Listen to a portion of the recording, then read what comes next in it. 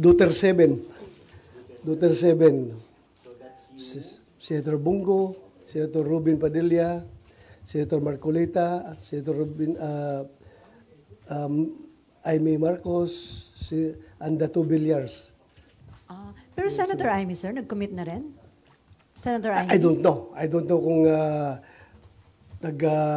nag-usap na sila personally, pero in principle, kami, Duterte Black, napag-usapan namin, we are inclined to support Senate President Chis Escudero. Why, sir? Well, wala naman kaming nakitang hindi dapat siya suportahan.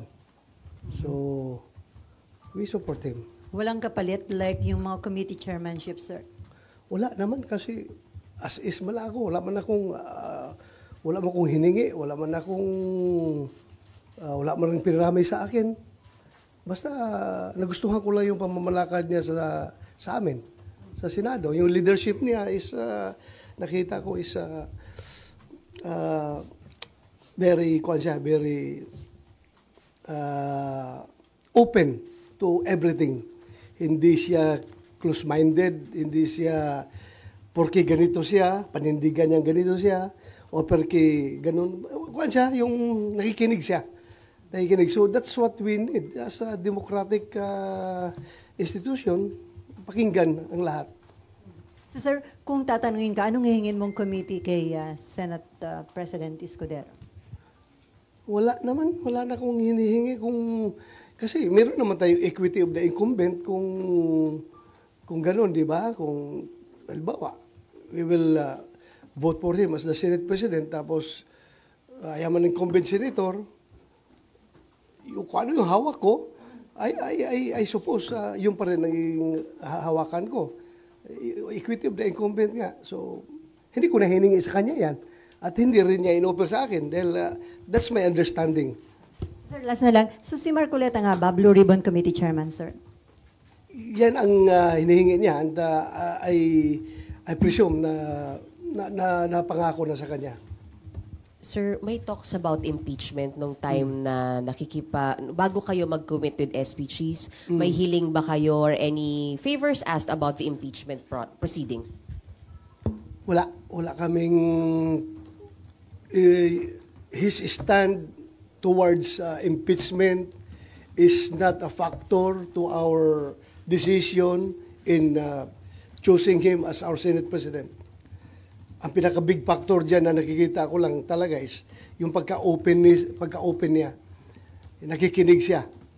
Lahat ng sides pinapakinggan niya. So, yun ang nagustuhan namin na liderato.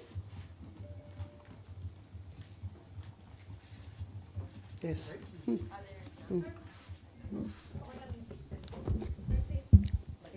Sa impeachment, sir, di ba po, nag-move kayo para i-dismiss yung articles of impeachment noong June 10. Uulitin niyo po ba yan pag nag-reopen kayo? Yung hihingi na ho ba yan? Hihingin ba yan ng Duterte 7? Mag-usap pa kami. Titingnan namin. Baka sabihin nyo, insisting naman itong mga tao na ito, pabalik-balik. Hiningi na namin yan noon, di ba? Pero one thing I can assure you is that ako from my personal na paniniwala ko ito, that since tinanong ng impeachment court yung House of Representatives as to their stand whether or not itong 28th Congress House of Representatives is willing to be bound by the actions of their predecessors, yung House of Representatives ng 19th Congress, are they willing to continue or are they willing to be to bind themselves to whatever actions that were took place during the previous Congress? You can expect me also to raise this question sa floor once the 28th Congress convenes. Itatanong ko rin na tinanong natin yung House of Representatives. Why not ask ourselves also? Di ba? Pareho lang naman. Pareho lang. So, tanungin rin natin, yung Senate of the 28th Congress, kung are they willing to be bound by the actions of the previous sa previous Senate of the 19th Congress. So, Senator, ibig sabihin, bago kayo mag-decide kung i-dismiss or hindi, paano po yung scenario, kailangan po bang magbotohan kung sa tingin ng Senado ay may jurisdiction kayo o wala dun sa impeachment? Yun. Dapat, it has to be established. It has to be established by the Senate, not by the impeachment court. By the Senate. So, paano We are ibig talking sabihin? about new composition ng Senado. So I am asking the Senate, not the impeachment court.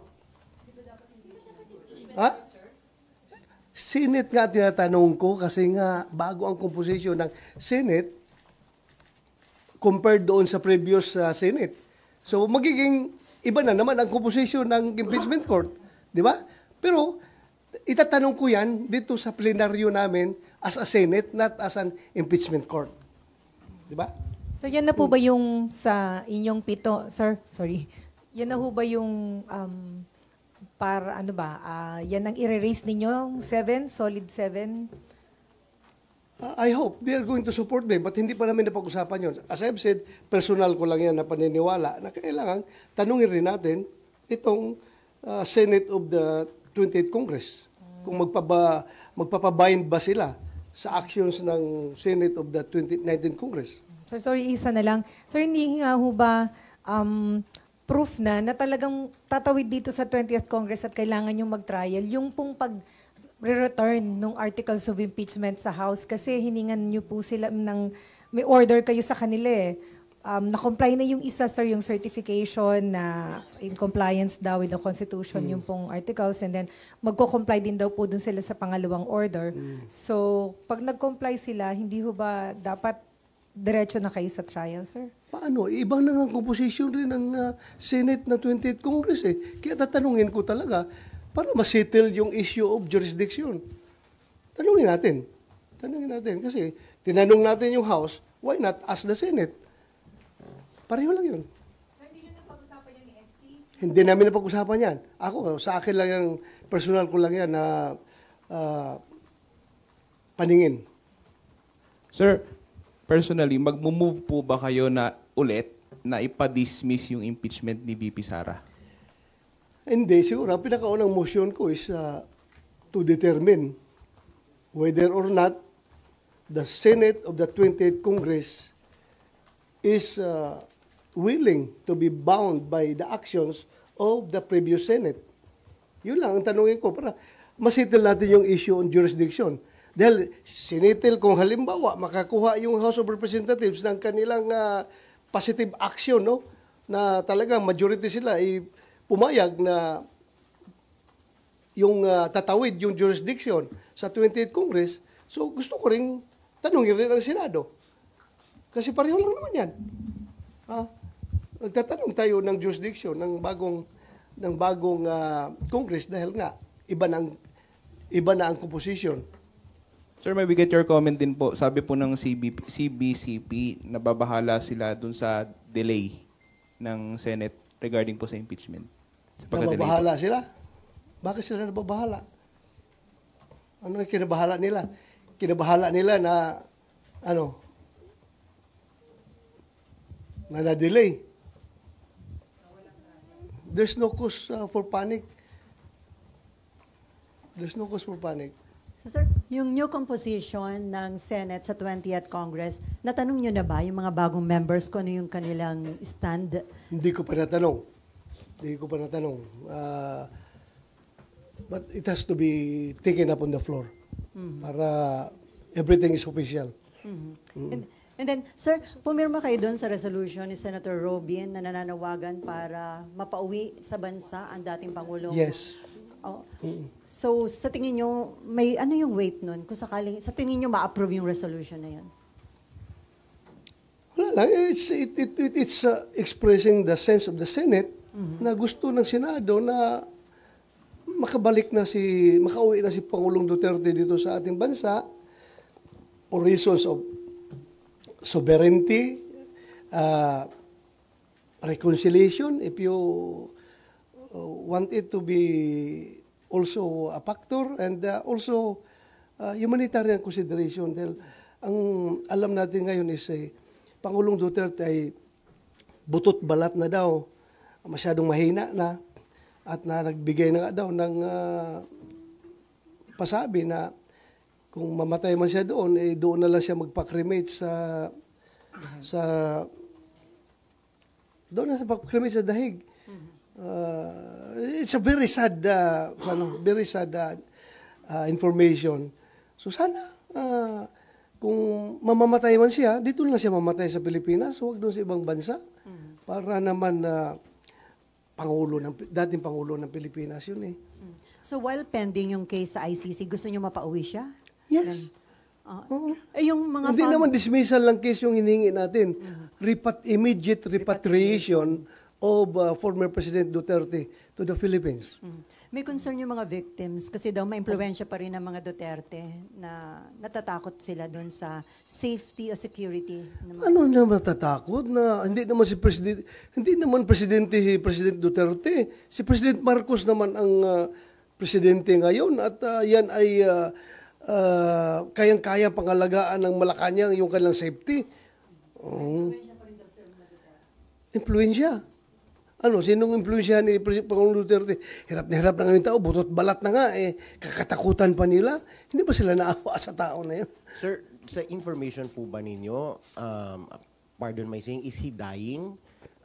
Kasi po, nagbigay ng will. Sa pagkakaalam niyo po ba, is he dying? Well, hanggang speculation lang tayo as to his present health status. Pero yun nga, sabi naman ni Ma'am